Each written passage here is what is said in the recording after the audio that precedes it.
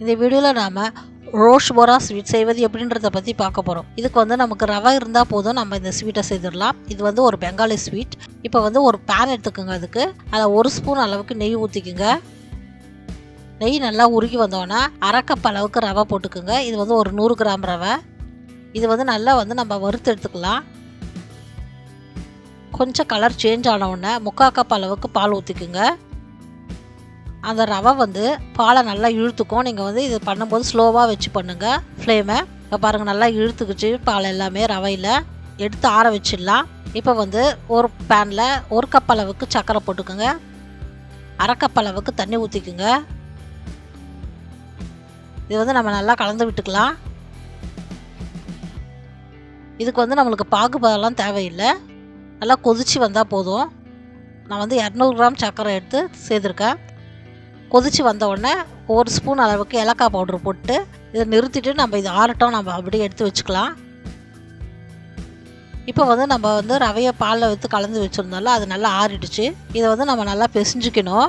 பிசைஞ்சிக்கிறதுக்கு முன்னாடி 2 ஸ்பூன் அளவுக்கு milk powder போட்டுக்குங்க. 2 ஸ்பூன் அளவுக்கு பால் ஊற்றிக்குங்க. காய்ச்சி ஆறின பாலை ஊற்றிக்குங்க. இதை நம்ம வந்து நல்லா சாஃப்டாக ஆகிற வரைக்கும் நம்ம பிசைஞ்சிக்கினே இருக்கணும். உங்களுக்கு பால் தேவைப்பட்டால் கொஞ்சம் சேர்த்து பிசைஞ்சுக்குங்க. இதே மாதிரி பிசைஞ்சு எனக்கு ஒரு 10 நிமிஷம் போல் உங்களுக்கு வந்து நல்லா சாஃப்டான மாவு கிடைக்கும். இது பாருங்கள், நல்லா சாஃப்டாக வந்துடுச்சு மாவு. இது மாதிரி சாஃப்டாக வரணும், அது வரைக்கும் நீங்கள் பிசைஞ்சிக்கிட்டே இருங்க. இப்போ வந்து நம்ம கொஞ்சம் கொஞ்சமாக எடுத்து ரவுண்ட் பண்ணிக்கலாம். நல்லா வந்து ரவுண்ட் ஷேப் வரதுக்கு உள்ளங்கையில் வச்சு நல்லா ரவுண்ட் பண்ணிக்கோங்க. ஒரு ப்ரெஸ் பண்ணி நம்ம இதை எடுத்து வச்சுக்கலாம். இது மாதிரி ரவுண்ட் பண்ணி எடுத்து வச்சுக்கோங்க. இப்போ வந்து நம்ம இது எண்ணெயில் பொரிச்சு எடுத்துக்கலாம். கொஞ்சம் ஸ்லோ ஃப்ளேமில் வச்சு நம்ம பொரிச்சிக்கலாம். இது வந்து நமக்கு 2 பக்கமும் ப்ரௌன் கலராக வர மாதிரி பொரிச்சுக்குங்க. ஒரு பக்கம் ப்ரௌன் கலர் ஆகிடுச்சுன்னா திருப்பி விட்ருங்க. அது பாருங்கள், 2 பக்கமும் நல்லா ப்ரௌன் கலர் ஆகிடுச்சு. நம்ம இதை எடுத்து வச்சுக்கலாம். இது மாதிரி நம்ம எல்லாத்தையும் பொரிச்சு எடுத்து வச்சுக்கலாம். இப்போ நம்ம சக்கரை பாகு தயாரித்து வச்சுருந்தாலும் அதில் எடுத்து இதை போட்டுக்குங்க. இது வந்து ஒரு 3 மணி நேரம் நம்மளுக்கு இந்த சக்கரை பாகில் நல்லா ஊறி நல்லா ஸ்வீட்டாக இருக்கும். இதை ஒரு 3 மணி நேரம் ஊற வச்சுருங்க. மூடிடுங்க. 3 மணி நேரம் ஆயிடுச்சு பாருங்கள், நல்லா ஊறி இருக்குது.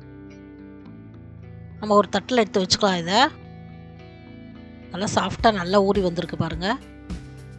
இதுக்கு மேலே நம்ம நட்ஸ் போட்டுக்கலாம், தேவையான நட்ஸு. இப்போ நான் கட் பண்ணி காட்டுறேன் பாருங்கள், எவ்வளோ சாஃப்டாக வந்திருக்கு பாருங்கள். ரோஷ் போரா ஸ்வீட் ரெடி ஆகிடுச்சு. இந்த வீடியோ பிடிச்சிருந்தா லைக் பண்ணுங்கள், ஷேர் பண்ணுங்கள், சப்ஸ்கிரைப் பண்ணுங்கள். மறக்காமல் பெல் ஐக்கானை கிளிக் பண்ணுங்கள்.